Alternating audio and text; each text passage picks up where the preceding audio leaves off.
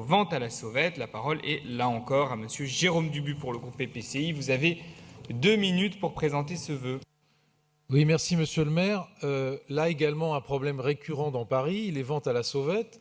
Simplement, on vient d'avoir les chiffres de la délinquance arrondissement par arrondissement, et merci à Monsieur le préfet de nous les avoir communiqués, et pour Paris en 2017.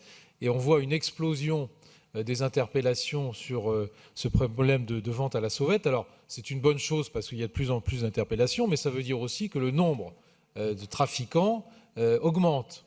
Alors, avec évidemment les intempéries, ils avaient un peu disparu. Les beaux jours revenant, la vente à la sauvette réapparaît autour des stations de métro.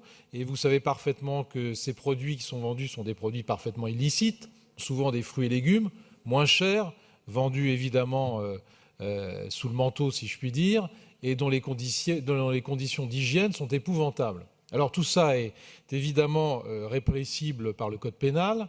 Je crois qu'il y a 2 choses qu'il faut faire. La ville de Paris avait lancé dans la mandature précédente une action en 2011 de prévention contre la vente à la sauvette pour prévenir les consommateurs des dangers. Je crois qu'il serait bon, ça avait donné de très bons résultats d'ailleurs, je crois qu'il serait bon peut-être de revoir si on ne peut pas relancer une campagne, ça c'est pour la ville de Paris.